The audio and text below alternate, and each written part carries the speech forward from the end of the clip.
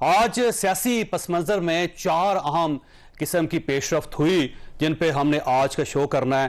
पहली पेशरफ्त Asian development bank की तरफ से है। एक रिपोर्ट जारी की गई जिस रिपोर्ट में कहा गया कि अगर पाकिस्तान में इस साल इलेक्शन हो जाते हैं तो फिर पाकिस्तान की इकोनॉमी के संभलने के चांसेस बढ़ जाएंगे।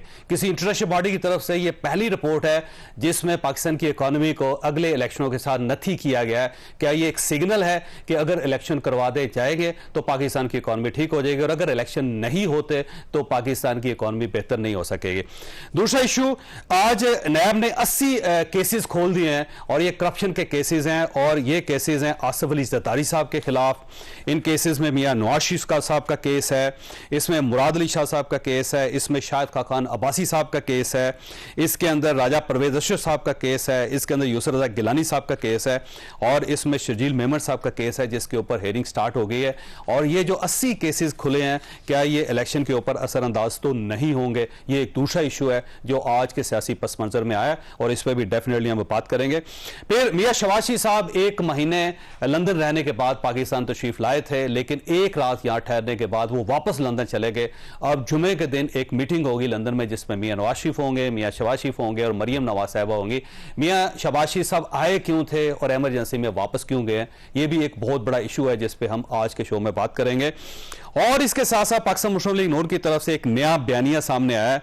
इन्होंने कहा है कि जनरल बाजवा और जनरल फैज साहब मौजूदा हालात के सबसे बड़े जिम्मेदार यही हैं और इनका जुर्म नाकाबिले माफ़ी है। क्या वाकई नाकाबिले माफ़ी जुर्म है? अगर नाकाबिले माफ़ी जुर्म है तो फिर जनरल बाजवा साहब को एक्सटेंशन क्यों दी गई थी और जनरल फैज अमीर साहब के कहने पर मियां नवाज शरीफ इलाज के लिए मुल्क से बाहर क्यों गए थे? ये भी आज का इशू है जो हम आज के मेहमानों के साथ डिस्कस करेंगे। और हमारे साथ तशरीफ रखते हैं सेनेटर हुमायूं अहमद साहब, पाकिस्तान तहरीक इंसाफ के साथ इनका ताल्लुक है। मेजर रिटायर खुर्रम हमीद रोकड़ी साहब हमारे साथ तशरीफ रखते हैं, इस्तेकाम पाकिस्तान पार्टी के साथ ताल्लुक रखते हैं। और कंवर दिलशाद साहब हमारे साथ मौजूद हैं, वज़ीर-ए-आला पंजाब के मामले खसूसी हैं और इलेक्शन कमीशन के साबिक सेक्रेटरी भी हैं। सबसे पहले अगर आप इजाज़त दें तो कंवर साहब से। कंवर साहब ये फरमाइए सर, आपने एक बयान आपकी तरफ से रिलीज हुआ है जिस बयान में आपने कहा है, दावा किया है कि इलेक्शन जनवरी में दूसरे हफ्ते और तीसरे हफ्ते के दरमियान हो जाएंगे, तो ये आपका तजिया है, आपकी इंफॉर्मेशन है या आपका ख्याल है?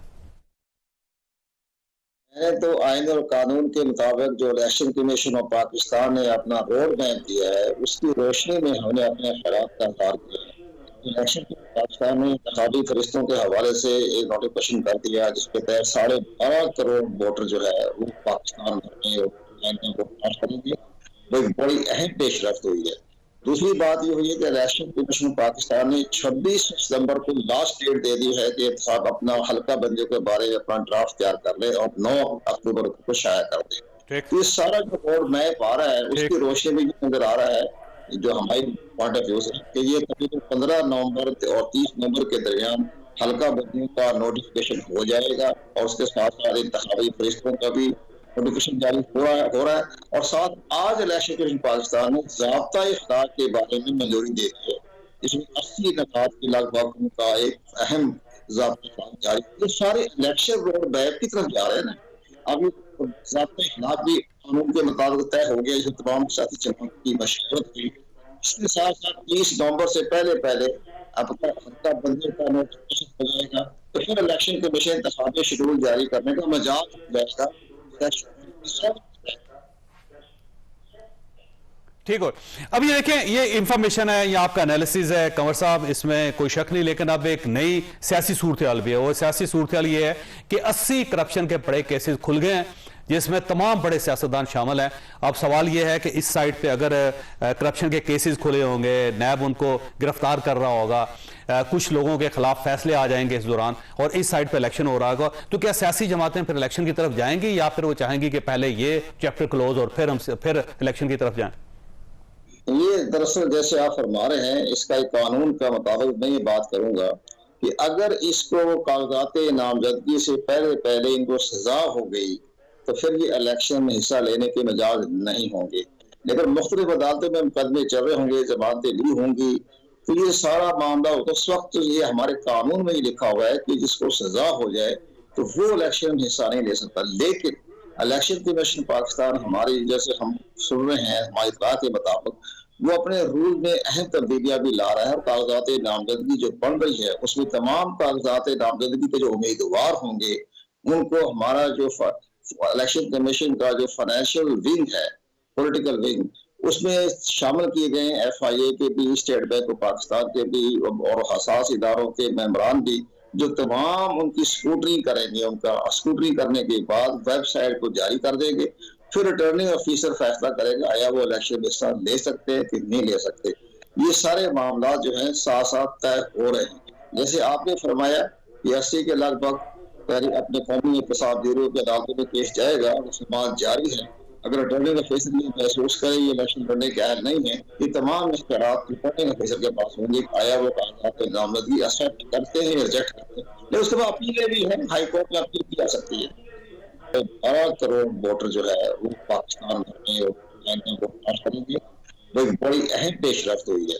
दूसरी बात ये हुई है कि इलेक्शन कमीशन पाकिस्तान ने 26 सितंबर को लास्ट डेट दे दी है कि साहब अपना हल्का बंदियों के बारे में अपना ड्राफ्ट तैयार कर ले और 9 अक्टूबर को शाया कर दे। तो ये सारा जो रोड मैप आ रहा है उसकी रोशनी में नजर आ रहा है जो हमारी पॉइंट ऑफ व्यू से कि ये तकरीबन 15 नवंबर और 30 नवंबर के दरमियान हल्का बंदियों का नोटिफिकेशन हो जाएगा और उसके साथ साथ इंतखाबी फरिश्तों का भी नोटिफिकेशन जारी हो रहा है। और साथ आज इलेक्शन कमीशन पाकिस्तान ने ज़ाब्ता इख्तियार के बारे में मंजूरी दे दी है। इसमें 80 नकात के लगभग उनका एक अहम ज़ाब्ता इख्तियार जारी। ये सारे इलेक्शन रोड मैप की तरफ जा रहे हैं ना। अब ये ज़ाब्ता इख्तियार भी कानून के मुताबिक तय हो गया। इसमें तमाम सियासी जमात की मशवरत हुई।